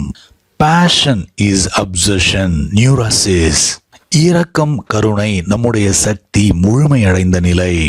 நாம் நமக்குள் ஒரு முழு திருப்தியுடன் இருக்கிறோம். இப்போது நம்மால் பிறரோடு பகிர்ந்து கொள்ள முடியும். நம்முடைய மகிழ்ச்சியை பிறர் மீது பொழிய முடியும். நியூராசிஸ் என்பது நாம் எப்போதும் பிறரிடமிருந்து கேட்டு தொல்லை செய்வது, ஆனால் ஒருவரும் கொடுக்க தயாராக இல்லை. நாம் அப்போது நான் முன்பு சொன்ன ஹங்கிரி கோஸ்டாக மாறிவிடுகிறோம். நம்முடைய தேவை அதிகம், ஆனால் உலகம் கொடுப்பது மிகச்சிறிய அளவு, ஜஸ்ட் பீனட்ஸ். வஜ்ரயானா நிலையில் இருக்கும்போது நாம் பறந்து விரிந்து சக்தி நிறைந்து நீர் நிறைந்து இருக்கும் குளம் போல இருக்கிறோம். இப்போது நம்மால் பிறருக்கு கொடுக்க முடியும். In sex you ask, passion means demand, passion means begging. கவனித்து பார்த்திருக்கிறீர்களா? காமத்தினால் ஒரு பெண் வசம் ஈர்க்கப்படும் போது நாம் அந்த பெண்ணை சுற்றி சுற்றி வந்து வாளை ஆட்டுகிறோம். நாம் பிச்சைக்காரனாகி விடுகிறோம். கம்பேஷனை பொறுத்தவரை, கருணையை பொறுத்தவரை நாம் ஒரு பேரரசன். நம்மால் பிறருக்கு கொடுக்க முடியும். செக்ஸை பொறுத்தவரை நம்மிடம் இல்லாததால் நாம் பிறரிடம் கேட்கிறோம். இந்த செக்ஸ் குழந்தை பருவத்திலிருந்து கடைசி வரை தொடர்கிறது. குழந்தைகள் இந்த அபத்தமான பிரயாணத்திற்கு தயாராகி கொண்டிருக்கிறார்கள். வயதான மனிதர்களோ மிகவும் களைப்படைந்து தெருவோரமாக உட்கார்ந்து கொண்டு இன்னும் களைப்படையாமல் இளமையோடு இருக்கும் நபர்களை பொறாமையோடு பார்த்து கொண்டிருக்கிறார்கள். இந்த பொறாமைதான் அந்த கேடுகட்டைகளை அடுத்தவருக்கு போதிக்க தூண்டுகிறது. இந்த பொறாமைதான் அதை எதிர்த்து கண்டன குரல் கொடுக்க தூண்டுகிறது. ரிமெம்பர், ஒரு புனிதன் ஒருபோதும் இவற்றை எதிர்த்து கண்டன குரல் எழுப்புவதில்லை. அப்படி செய்தால் அவன் புனிதனாக இருக்க வாய்ப்பில்லை. அவன் இன்னும் இந்த விஷயங்களில் ஆர்வமாக இருக்கிறான் என்றுதான் அர்த்தம். அவனும் பொறாமைப்படுகிறான் என்றே அர்த்தம். இந்த பொறாமையை கவனித்து பார்த்ததுண்டா? ஒரு சிறுவன் மரத்தில் ஏறினால் நாம் உடனடியாக கீழே இறங்கு, கைகால் அடிபட்டுவிடும், கீழே விழுந்து விடுவாய் என்று அவனை கண்டிக்கிறோம். நம்முடைய குரலில் ஒருவித பொறாமை இருக்கும். நம்மால் இப்போது மரத்தில் ஏற முடியாது, நமக்கோ வயதாகிவிட்டது. கை கால்கள் ஆங்காங்கே பிடித்துக் கொள்கின்றன. கை கால்கள் அதன் வளைந்து நெளிந்து கொடுக்கும் தன்மையை இழந்துவிட்டன. பொறாமைதான் அதை மறைத்துக் கொள்கிறோம். எப்போதெல்லாம் ஒரு மனிதன் செக்ஸிற்கு எதிராக கண்டன குரல் எழுப்புகிறானோ, மண்டைக்குள் ஏதோ ஒரு மூலையில் அவன் பொறாமையை நிச்சயமாக சுமந்து கொண்டிருக்க வேண்டும். Buddha is not condemning, he is simply factual. அவர் உண்மையான நிலைமையை எடுத்துச் சொல்கிறார். நாம் இதை விட்டு வெளியே வர வேண்டும் என்று விரும்புகிறார். காரணம், நம்முடைய விதி பெரியது, உயர்ந்தது. Our destiny's potentiality is much higher.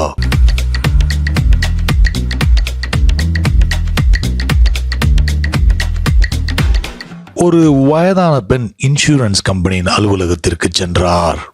அங்கு வேலை பார்க்கும் நபர், ஆனால் மேடம், உங்களுடைய கணவனின் இன்சூரன்ஸை நீங்கள் வாங்க முடியாது, அவர் இன்னும் இறக்கவில்லை என்று அவரிடம் எடுத்துச் சொன்னார். அதற்கு அந்த வயதான பெண், அது எனக்கும் தெரியும், ஆனால் அவர் உடம்பில் பேருக்கு கூட உயிர் இருப்பது போல் தெரியவில்லையே என்று பதில் சொன்னார். உடலில் பேருக்கு கூட உயிர் இல்லாத நிலையில் உண்மையை மறைக்கிறோம். நாம் ஆன்மீகவாதியாகி விடுகிறோம். புத்தர் நல்ல முதுமை அடைந்த பிறகு நம்மை ஆன்மீகத்திற்கு வாருங்கள் என்று சொல்லவில்லை. புத்தர் உடலில் எல்லா உணர்ச்சிகளும் நன்றாக வேலை செய்யும் போது, when the fire is alive, when the passion is alive, அப்போது ஆன்மீகத்திற்கு வாருங்கள் என்று சொன்னார். அந்த நெருப்பு எரிந்து கொண்டிருக்கும் போதுதான் டிரான்ஸ்ஃபர்மேஷனை அடைய முடியும். புத்தர் இந்தியன் கான்சியஸ்னஸிற்கு முற்றிலும் புதிதான ஒன்றை அறிமுகப்படுத்தினார். இந்தியாவில் சந்நியாசம் என்பது வயதான மனிதர்களுக்கு மட்டும்தான் என்று இருந்தது. மிகவும் வயதான, உணர்ச்சிகள் காணாம போன, கிட்டத்தட்ட இறக்கும் நிலையில் உள்ள, ஒரு கால் சுடுகாட்டிலும் ஒரு கால் வீட்டிலும் இருக்கும் நிலையில்தான் மனிதர்கள் ஆன்மீகத்தில் ஆர்வம் காட்டினார்கள். புத்தர் இது ஒரு முட்டாள்தனம் என்று சொன்னார். In fact, only young person can be really religious. காரணம், அப்போதுதான் உடலில் சக்தி இருக்கும். You can ride on it. புத்தர் துறவரத்தை இளைஞர்களுக்கு அறிமுகப்படுத்தினார். And of course, துறவரத்தை இளைஞர்களுக்கு அறிமுகம் செய்யும் போது அவர்கள் செக்ஸை நோக்கி நகர்ந்து கொண்டே இருக்காதவாறு பார்த்து கொள்ள வேண்டும். வயதான மனிதர்களை பற்றி கவலைப்பட வேண்டிய தேவையில்லை. அவர்கள் துறவியானதில் ஒரு அர்த்தமும் இல்லை. What is the point? அவர்கள் விருப்பம் போல் அவர்களால் வாழ்ந்து கொள்ள முடியும். ஆனால் இளைஞர்கள் மீது அதிக அக்கறை தேவை. He has energy, he has fire. அந்த நெருப்பு தவறான பக்கமும் பரவும். அது அந்த இளைஞனை தவறான திசைக்கு திருப்பலாம்.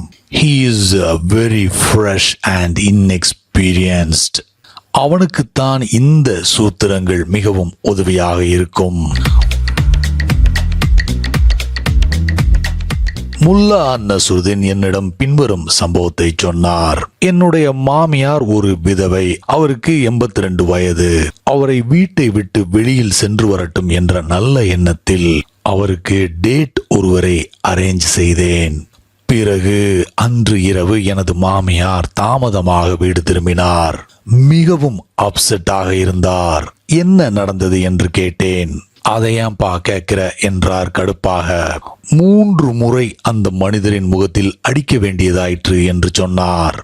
நான் பதறி போய், என்ன சொல்கிறீர்கள், அந்த மனிதர் அவ்வளவு சில்மிசக்காரரா என்று கேட்டேன். நீ வேற, அவர் உயிரோடு இருக்கிறாரா என்கிற சந்தேகத்தில் அடிக்க வேண்டியதாயிற்று என்று பதில் சொன்னார். இப்போது இது போன்ற நபர்களை துறவரத்திற்குள் நுழைத்தால் இந்த சூத்திரங்கள் தேவையில்லை. Buddha had to make it certain. காரணம், இதில் பெரிய ஆபத்து இருக்கிறது. இருந்தாலும் புத்தருக்கு தைரியம்தான். ஆயிரக்கணக்கான இளைஞர்களை சந்நியாசியாக்கினார். ஆனால் அத்தனை பேரின் சக்தியும் உடலிலிருந்து இதயத்திற்கும், இதயத்திலிருந்து ஆத்மாவிற்கும் போகிறதா என்பதில் மிகவும் கவனமாக இருந்தார். And every care has to be taken. இப்போது சூட்ராவை திரும்பவும் ஒரு முறை பார்ப்போம். புத்தர் தன்னுடைய சீடர்களிடம், துறவிகளே, நீங்கள் பெண்களை பார்க்கக்கூடாது. பார்க்க வேண்டிய அவசியம் ஏற்பட்டாலும் பேசுவதை தவிர்க்க வேண்டும். பேச வேண்டிய அவசியம் ஏற்பட்டால் you should reflect in a right spirit. உங்களுடைய சிந்தனை, நானோ வீடில்லாத பிச்சைக்காரன். இந்த பாவம் நிறைந்த உலகில் தாமரை மலர் எப்படி சேற்றில் இருந்தாலும் அதன் தூய்மை கெடாமல் பார்த்து கொள்கிறதோ அதுபோல் நடந்து கொள்ள வேண்டும். வயது முதிர்ந்த பெண்களை தாயாகவும், மூத்த பெண்களை மூத்த சகோதரியாகவும், இளைய பெண்களை தங்கைகளாகவும், சிறிய பெண்களை மகள்களாகவும் நடத்துவேன். And in all this you should harbor no evil thoughts, but think of salvation. மேலும் புத்தர் இந்த துறவரத்தின் பாதையில் நடக்கும்போது உலக இச்சைகளை, வைக்கோலை சுமந்து செல்லும் ஒருவர் எப்படி நெருப்பிற்கு அருகில் செல்லாமல் கவனமாக இருக்கிறாரோ அதுபோல் தவிர்க்க வேண்டும் என்று சொன்னார். He should avoid fire. Now try to understand. இந்த எளிமையான வார்த்தைகள் உண்மையில் எளிமையான வார்த்தைகள் அல்ல. They have many depths and layers. முதலில் இந்த சூத்திரம் இளம் துறவிகளை பார்த்து புத்தர் சொன்னது. சராசரி மனிதர்களை பார்த்து சொல்லப்படவில்லை. புத்தர் ஓ மங்ஸ் என்றே ஆரம்பிக்கிறார். இந்த மங்க் என்கிற சொல் மிகவும் அழகானது. அதன் அர்த்தம் தனியாக வாழ முடிவெடுத்தவர் என்பதாகும். One who decided to live alone. Monk என்கிற வார்த்தையே தனிமையை குறிப்பதுதான். மோனோபாலி, மோனோகாமி இதே ஆரிஜினில் இருந்து வந்த வார்த்தைகள் தான். மொனாஸ்டரி என்பதின் அர்த்தம் துறவிகள் வாழும் இடம் என்பதாகும். வழக்கமாக நாம் அடுத்தவரை தேடுகிறோம். அதாவது நான் ஏற்கனவே சொன்னது போல அதர் என்பதை தேடுகிறோம். ஆனால் இந்த துறவி அடுத்தவரை தேடுவது வீண் என்ற முடிவை எடுத்தவர். தனிமையில் வாழ முடிவெடுத்தவர். உறவுகளை தேடியது போதும், தேடியதில் விரக்தி மட்டுமே மீதம் என்ற மனநிலையில் இருப்பவர். முயற்சி செய்தார், தோற்றுவிட்டார், எல்லாமே வீண். எனவே அவர் இப்போது தனிமையில் முயற்சி செய்வோம் என்று முடிவெடுக்கிறார். அடுத்தவர்களோடு சந்தோஷமாக இருக்க முடியவில்லை. தனியாக இருக்கும்போது கிடைக்கிறதா பார்ப்போம். ஒருவரோடு ரிலேஷன்ஷிப்பில் இருக்கும்போது மகிழ்ச்சியாக இருக்க முடியவில்லை என்றால் அந்த ரிலேஷன்ஷிப்பை விட்டு வெளியே வருவோம். Let me drop out of social structure. இனி தனியாக இருக்க முயற்சி செய்கிறேன். வெளியில் முயற்சி செய்து பார்த்தாயிற்று. இனி let me try inside. எனக்குள்ளே முயற்சி செய்கிறேன். ஒருவேளை நான் தேடுவது இங்கே கிடைக்கலாம் என்று முடிவெடுக்கிறார். ஒரு துறவியாக இருப்பதின் அர்த்தம் love has failed, relationship has failed, society has failed என்பதுதான். இனி இப்போது தியானத்தை முயற்சி செய்ய போகிறேன். Now I will try my innermost core. Now I am going to be my only world என்பதுதான். துறவியாவது என்பது நல்லதொரு முடிவு. ஒரு துறவியின் பாதை தனிமை நிறைந்தது. ஒரு நாள் இல்லை என்றாலும் ஏதாவது ஒரு நாள் எல்லா உறவுகளும் தோல்விதான் என்பதை எல்லோருமே உணர்கிறார்கள். மேபி பெரும்பாலான பேருக்கு உறவிலிருந்து வெளியேற தைரியம் இருப்பதில்லை. That is another thing. Or maybe not intelligent enough. That is another matter. மிகப்பெரிய தைரியம் தேவைப்படுகிறது. ஈவன் சிறிதளவு சுட்ஸ்பா தேவைப்படுகிறது. இந்த சுட்ஸ்பாவை பற்றி அடுத்த பகுதியில் விளக்கமாக சொல்கிறேன். தைரியம் மட்டுமல்ல, கொஞ்சம் டேர்டெவிலிஷ்னஸும் தேவை. இல்லாவிட்டால் பழைய பேட்டர்னை விட்டு ஒருவரால் வெளியேற முடியாது. நமக்கு பழக்கப்பட்ட வாழ்க்கை அதிகமாகவே பரிச்சயமாக தெரியும். பழக்கப்பட்ட வாழ்க்கை அசௌகரியமானதாக இருந்தாலும் நமக்கு மிகவும் பரிச்சயமான ஒன்றல்லவா? நாம் அதற்கு மிகவும் பழகி போயிருப்போம். புகைப்பிடிப்பவர்கள் கேன்சர் வரும், டிபி வரும் என்பதை தெரிந்திருந்தும் இருமிக் கொண்டும் துன்பப்பட்டு கொண்டும் இந்த பழக்கத்தை எப்படி விடுவது என்று கேட்டுக்கொண்டே இருப்பார்கள். இப்போது இந்த பழக்கத்தில் எந்த சந்தோஷமும் இல்லை. இருந்தாலும் புகைப்பிடிப்பதை அவர்களால் விட்டுவிட முடியாது. Just an old habit. ஒரு இயந்திரத்தனமான பழக்கம், மெக்கானிக்கல் ஹேபிட். இவர்கள் புத்திசாலி மனிதர்கள் அல்ல. They are not intelligent. புகைப்பிடிப்பதை எப்படி விடுவது என்று ஒருவர் கேட்டாலே அவர் தாமாக முன்வந்து தன்னை ஒரு முட்டாள் என்று அறிவிக்கிறார் என்று அர்த்தம். அவருக்கு எந்த விதமான புத்திசாலித்தனமும் இல்லை, அறிவும் இல்லை. வாழ்க்கையில் அவருக்கு ஒரு புதிய பேட்டர்னை நோக்கி செல்ல தைரியம் சுத்தமாக இல்லை. ஆமாம், சிறிதளவு சுட்ஸ்பா இருந்தால் நன்றாக இருக்கும். Let me explain the chutzpah now. ஒரு மனிதன் கையில் துப்பாக்கியோடு ஒரு வங்கிக்குள் நுழைந்தான்.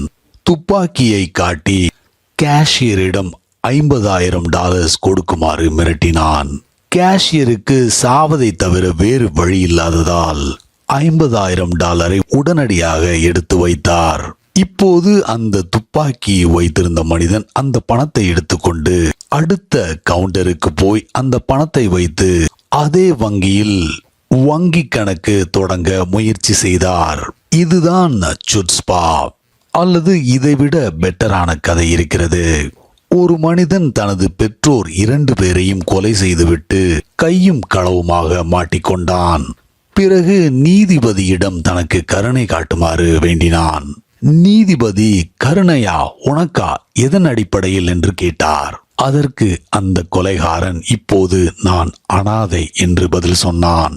This is chutzpah. ஒரு தைரியம் தேவைப்படுகிறது. Great courage is needed. Religious ஆக இருப்பதற்கு ஒரு பைத்தியக்காரத்தனமான தைரியம், ஒரு அசாத்திய தைரியம் தேவை. You must be madly courageous to be religious. அப்படி இல்லை என்றால் லட்சக்கணக்கான பழக்கங்கள் நம்மோடு இருக்கின்றன. அவை நம்மை சுற்றி சுற்றி ஒரு சங்கிலி போல் பிணைத்து வைத்திருக்கிறது. உடலை அலங்கரிப்பதற்காக ஒரு சங்கிலி அல்ல, லட்சக்கணக்கான சங்கிலிகள். இதை நாம் அணிகலன்கள் என்று அணிந்து கொண்டிருக்கிறோம். தங்க சங்கிலிகள் என்பதால் அதற்கு மதிப்பும் அதிகம். ஒருபோதும் அதை விலங்கு என்று நாம் நினைப்பதில்லை. ஒரு சிறைதான், ஆனால் அழகான முறையில் அலங்கரித்து வைத்திருக்கிறோம். அதை நமது வீடு என்று நினைத்து கொண்டிருக்கிறோம். எல்லோருடைய வாழ்க்கையிலும் ஒரு நாள் வரும், அன்று அவர் தான் முயற்சி செய்த அத்தனையும் தோல்வி அடைந்து விட்டன என்பதை உணர்கிறார். நான் முழுவதுமாக தோற்றுவிட்டேன் என்பதை உணர்ந்து கொள்ள ஒரு தைரியம் தேவைப்படுகிறது. தைரியமான மனிதர் மட்டும்தான் தான் முழுவதுமாக தோற்றுவிட்டேன் என்பதை ஏற்றுக்கொள்கிறார். கோழைகள் எப்போதுமே நொண்டிச்சாக்கு சொல்லிக் கொண்டே இருப்பார்கள். இதில் வேண்டுமென்றால் தோற்றிருக்கலாம், வேறு ஒன்றை முயற்சி செய்து பார்ப்போம் என்பார்கள். இன்னும் ஒரு முறை முயற்சி செய்து பார்ப்போம், இன்னும் ஒரு திருமணம் செய்து பார்ப்போம், பிறகு அது சரியில்லை என்றால் விட்டுவிடலாம் என்று சொல்வார்கள். இதைத்தான் கேம்ப்லர்ஸ் சைக்காலஜி என்று சொல்கிறோம். இன்னும் ஒரே ஒரு முறை, ஒருவேளை இந்த முறை நான் ஜெயித்து விடுவேன். ஜெயிக்க ஆரம்பித்தாலும் அவரால் விட முடியாது. காரணம், நான் இப்போது ஜெயித்து கொண்டிருக்கிறேன். அதிர்ஷ்டம் என் பக்கம் இருக்கிறது, கடவுள் நம் பக்கம். இந்த வாய்ப்பை நழுவ விட்டுவிடக்கூடாது. ஒன் ஸ்டேக் மோர். இதுதான் கேம்ப்லர்ஸ் சைக்காலஜி. ஜெயித்தாலும் தோற்றாலும் அவர் விளையாடுவதை நிறுத்தப் போவதில்லை. And the final result is always failure. ஆனால் நான் தோற்றுவிட்டேன் என்பதை உணர மிகப்பெரிய தைரியம் தேவைப்படுகிறது. ஒரு துறவி இந்த உண்மையை உணர்கிறார். என்னுடைய வாழ்க்கை பாதைகள் எல்லாமே தோற்றுவிட்டன. என் ஐடியாக்கள் எல்லாமே தோற்றுவிட்டன. My mind has proved important. இப்போது நான் மிகப்பெரிய மாற்றத்தை வாழ்க்கையில் ஏற்படுத்தப் போகிறேன். ஒரு ராடிக்கல் டிரான்ஸ்ஃபர்மேஷனை கொண்டு வரப் போகிறேன். I will turn inwards என்று முடிவெடுக்கிறார். இந்த உள்பக்கமாக, அதாவது டர்னிங் இன்வர்ட்ஸ், ஒரு மனிதனை துறவியாக்குகிறது. ஒரு துறவி ரிபலியஸான மனிதர். சமுதாயத்தை விட்டு, உறவுகளை விட்டு முற்றிலுமாக வெளியே வந்துவிட்டவர். புத்தர் 3வது நிலையை அடைந்த பிறகு, அதாவது ஒருவர் வஜ்ரயானிஸ்ட் ஆன பிறகு ஒருவரால் மீண்டும் சமூகத்திற்குள் வர முடியும் என்று சொல்கிறார். But not before it. So remember, இந்த வார்த்தைகள் குடும்பத்தோடு வாழும் மனிதர்களை பார்த்து சொல்லப்பட்டவை அல்ல. இந்த வார்த்தைகள் இன்னும் இந்த உலகத்தை பற்றி கனவில் இருப்பவர்களை பார்த்து சொல்லப்படவில்லை. இந்த வார்த்தைகள் ஒரு குறிப்பிட்ட கூட்டத்தை பார்த்து உலகத்தை துறந்த, உட்புறமாக தேட வேண்டியதுதான் என்று முடிவெடுத்தவர்களை பார்த்து சொல்லப்பட்டது. அவர்கள் அடுத்தவர்களின் உடலை எக்ஸ்ப்ளோர் செய்து விட்டார்கள்.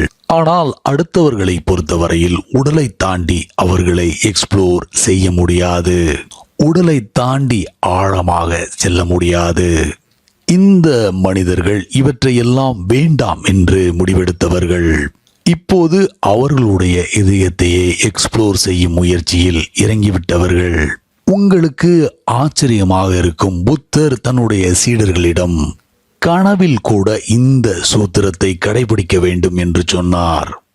கனவில் கூட ஒருவர் மிகவும் அலர்ட்டாக இருக்க வேண்டும். This sutra is a sutra of awareness. இந்த சூட்ரா பிறந்த கதையை பார்ப்போம். புத்தரின் தலைமை சீடர்களில் ஒருவரான ஆனந்தா அருகில் உள்ள ஊருக்கு போதிப்பதற்காக தயாராகி கொண்டிருந்தார். அவர் புத்தரிடம், பகவான், நான் போகும் வழியில் ஒரு பெண்ணை சந்தித்தால் நான் எப்படி நடந்து கொள்ள வேண்டும் என்று கேட்டார். புத்தர் அவரிடம், பெண்களை நீ பார்க்க கூடாது, கண்களை மூடிக்கொள், பார்ப்பதை தவிர என்று பதில் சொன்னார். காரணம், கண்தான் அடுத்தவரோடு முதல் தொடர்பை ஏற்படுத்துகிறது. ஒரு ஆணையோ பெண்ணையோ ஒருவர் பார்க்கும்போது அடுத்தவரின் உடலை அவர் கண்களால் தொடுகிறார். The eye has its own touch. அதனால்தான் ஒருவரை யாராவது வெறித்து பார்ப்பது சமூகத்தில் வித்தியாசமாக பார்க்கப்படுகிறது. அப்படி பார்ப்பவரை கலாச்சாரம் இல்லாதவர், நாகரிகம் தெரியாதவர், காட்டுமிராண்டி என்று சொல்கிறார்கள். 3 வினாடிகள் பார்ப்பது அனுமதிக்கப்படுகிறது. அதற்கு மேல் பார்த்தால் உங்களை அன்சிவில், அன்மேனர்லி, அன்ஜென்டில்மேன்லி என்பார்கள். 3 வினாடிகளுக்கு மேல் ஒரு பெண்ணை வெறித்து பார்த்தால் அந்த பெண் மிகவும் அசௌகரியமாக உணர்கிறார். அதற்கு மேலும் வெறித்து பார்த்தால் போலீஸ் கம்ப்ளைண்ட் வரை செல்கிறது பிரச்சனை. காரணம், பார்ப்பது என்பது பார்ப்பது மட்டுமல்ல, கண்கள் தொடுகின்றன. அது மட்டுமல்ல, ஒருவரது உடலை கண்களால் துளைத்து எடுக்க பல வழிகள் இருக்கின்றன. கண்களால் கத்தி போல் செயல்பட முடியும். கண்களால் காமத்தை பிரதிபலிக்க முடியும். அப்போது அந்த நபர் தன்னை ஒரு போகப் பொருளாக குறைத்து விட்டார் என்று எரிச்சல் அடைகிறார். This is offensive. ஹிந்தியில் இதற்கு ஒரு அழகான வார்த்தை இருக்கிறது. இதுபோல் வெறிக்க வெறிக்க பார்ப்பவரை லுச்சா என்பார்கள். லுச்சா என்றால் பார்த்து கொண்டே இருப்பவர், a person who goes on staring என்று அர்த்தம். லுச்சா சமஸ்கிருத வார்த்தையான லோச்சனிலிருந்து வருகிறது. லோச்சன் என்றால் கண். ஒருவர் தன்னுடைய கண்களை செக்ஷுவல் ஆர்கன்ஸ் போல் பயன்படுத்துகிறார். அவர்தான் லுச்சா. புத்தர் பெண்களை பார்க்காதே என்பதின் அர்த்தம் இதுதான். பாதையில் நடந்து செல்லும் போது நிச்சயமாக ஒருவர் பெண்களை கடந்துதான் செல்கிறார். But that is not the point. நீங்களாக முயற்சி செய்து பார்க்காதீர்கள். வேண்டுமென்று முயற்சி செய்து பெண்களை பார்ப்பதை தவிர்க்க வேண்டும். சாதாரணமாக கடந்து செல்லுங்கள் என்பதுதான் புத்தர் சொல்வதின் அர்த்தம். புத்தர் எப்போதுமே சீடர்களிடம் அவர்களுடைய பார்வை 4 அடிகளுக்குள் இருக்குமாறு சொல்வார். அதற்கு மேல் பார்ப்பது தேவையில்லாதது, a wastage of energy. Just அமைதியாக 4 அடிக்குள் பார்வையை வைத்துக்கொண்டு நடந்தால் போதுமானது. உற்று பார்க்காதீர்கள். காரணம், அந்த பார்வை உள்ளுக்குள் ஆழத்தில் குதித்து கொண்டிருக்கும் காமத்தை பிரதிபலிக்கிறது. ஏதாவது ஒன்றை பார்த்தவுடன் ஒருவருக்கு ஆசை பிறக்கிறது. பார்க்கவில்லை என்றால் ஆசை வருவதில்லை. சாலையில் நடந்து வந்து கொண்டிருக்கிறீர்கள் என்று வைத்துக் கொள்வோம். உயரங்களை பற்றியெல்லாம் மனதில் ஒரு சிந்தனையும் இல்லை. வருட கணக்கில் யோசித்து பார்த்ததும் இல்லை என்று வைத்துக் கொள்வோம். திடீரென்று சாலை ஓரத்தில் வைரம் கொட்டி கிடக்கிறது. உங்களுக்காகவே காத்து கிடக்கிறது. திடீரென்று உங்கள் கண்களில் படுகின்றது. உடனடியாக உங்களுக்குள் ஆசை எழுகிறது. யாராவது பார்க்கிறார்களா என்று சுற்றுமுற்றும் பார்க்கிறீர்கள். திருடனாக மாறி போய்விடுகிறோம். அந்த நிமிடம் வரை வைரத்தை பற்றிய எண்ணமே இல்லை. அந்த நிமிடம் வரை அதை பற்றிய ஆசையே இருந்ததில்லை. கண்கள் பார்த்ததும் அன்கான்சியஸ்னஸில் இருந்து ஆசை எழுந்து நிற்கிறது. புத்தர், உங்களுக்கு நன்றாக தெரியும், உங்களுடைய மனதின் அடியாழத்தில் செக்ஷுவாலிட்டி நிரம்பி இருக்கிறது.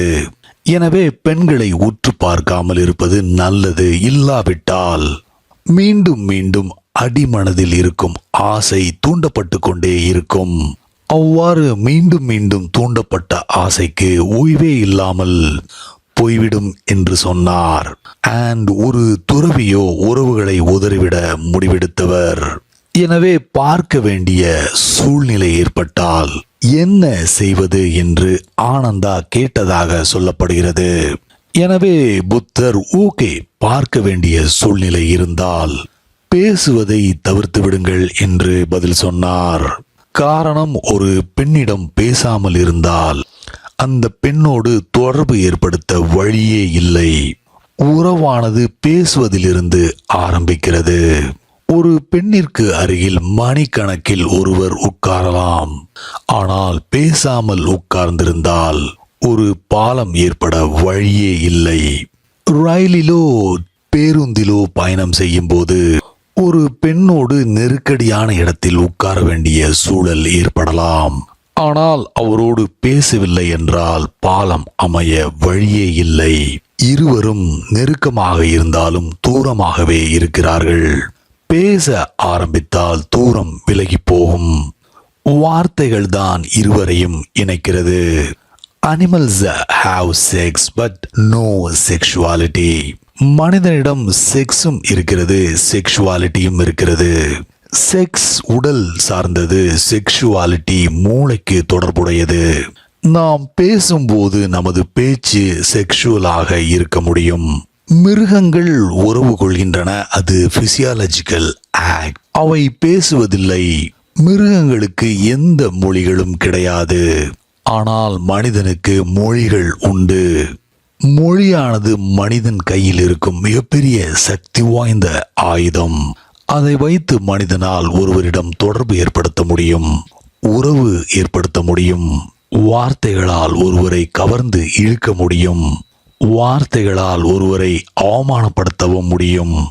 வார்த்தையால் ஒருவரை மயக்கவும் செய்கிறோம், அவமானப்படுத்தவும் செய்கிறோம். அன்பை வெளிப்படுத்தவும் செய்கிறோம், வெறுப்பை வெளிப்படுத்தவும் செய்கிறோம். வார்த்தைகளால் ஒருவரை நமது பக்கம் இழுக்கவும் செய்கிறோம், துரத்தவும் செய்கிறோம். புத்தருக்கு வார்த்தைகளில் உள்ள வீரியம் தெரியும். உங்களால் ஒரு வார்த்தையும் பேசாமல் ஒரு உறவை ஆரம்பிக்க முடியுமா? It will be very very difficult. எனவேதான் புத்தர் ஒருவேளை பெண்களை பார்க்க வேண்டிய சூழல் ஏற்பட்டால், உதாரணமாக ஒரு துறவி நடந்து போய்க் கொண்டிருக்கும் போது ஒரு விபத்தில் சிக்கி ஒரு பெண் சாலை ஓரத்தில் உள்ள குளம் குட்டையில் விழுந்து கிடக்கிறாள் என்று வைத்துக் கொள்வோம். துறவி செய்ய வேண்டியது என்ன? அவளை ஏறிட்டு கூட பார்க்காமல் போய்கொண்டே இருக்க வேண்டுமா என்ன? இல்லை, இரக்கம் தேவை. புத்தர் உதவி செய்யுங்கள், ஆனால் பேசாதீர்கள். பாருங்கள், ஆனால் பேசாதீர்கள். see but don't talk என்று சொல்கிறார் ஆனந்தா. ஆனால் சில நேரங்களில், சில சூழ்நிலைகளில் பெண்களோடு பேச வேண்டிய அவசியம் ஏற்பட்டால் என்ன செய்வது என்று கேட்டார். பேச வேண்டிய அவசியம் இருந்தால் you should reflect in the right spirit. நீ ஒரு துறவி என்பதையும் பிக்கு என்பதையும் உறவுகளை உதறி தள்ளிவிட்டு வெளியே வந்தவன் என்பதையும் பழைய பழக்கங்கள் வீரியமானவை என்பதையும் ஒருபோதும் மறந்துவிடாதே. பெண்ணை பார்க்க வேண்டிய சூழ்நிலையோ, பேச வேண்டிய சூழ்நிலையோ, தொட வேண்டிய சூழ்நிலையோ உனக்கு வரலாம். ஓகே, ஆனால் ஒரு விஷயம் மட்டும் ஞாபகம் இருக்கட்டும். அதாவது நீ ஒரு தாமரை மலரை போல சேற்றிலும் அதன் தூய்மை கெடாமல் இருப்பது போல நடந்து கொள்ள வேண்டும் என்று பதில் சொன்னார்.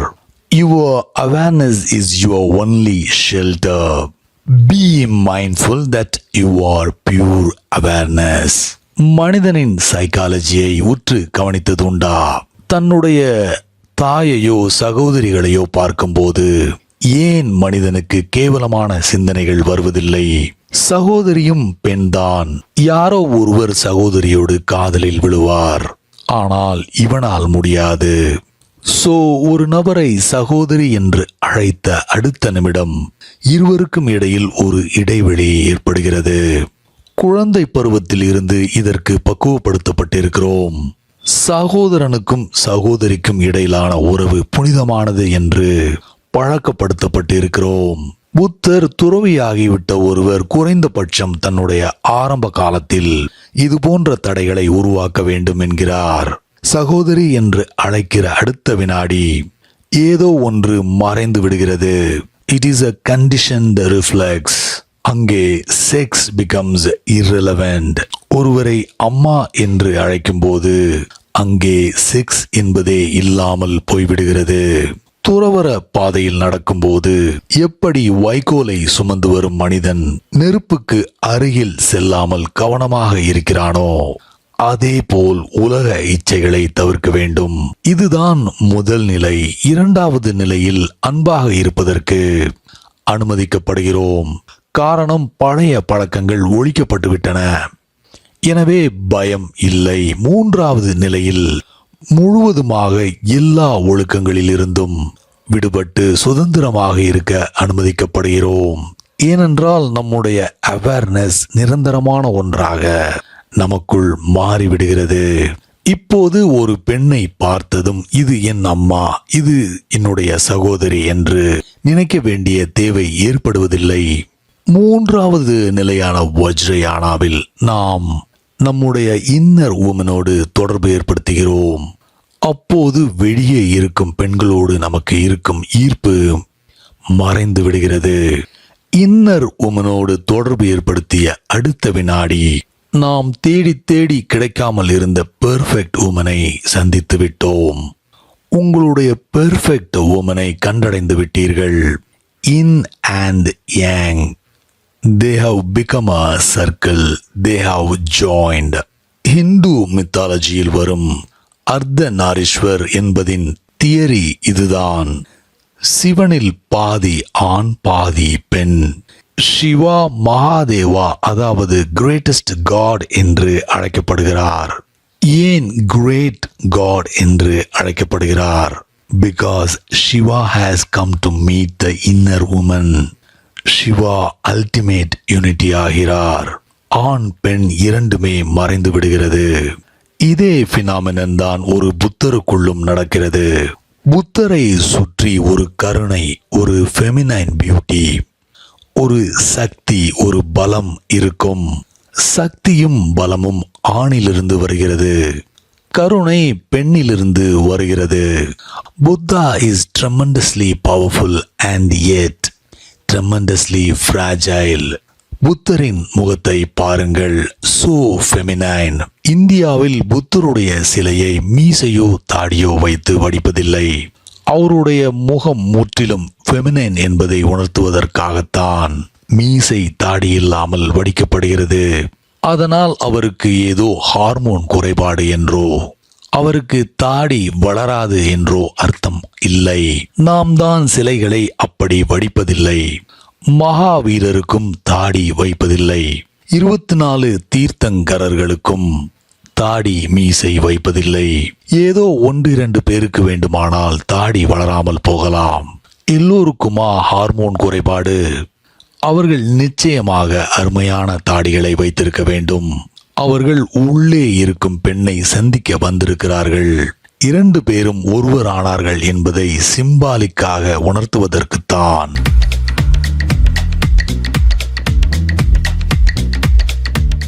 நண்பர்களே, 8 பாகங்கள் அடங்கிய இந்த சீரீஸ் நிறைவடைகிறது. தேங்க்ஸ் ஃபார் வாட்சிங். See you next time. Carpe diem.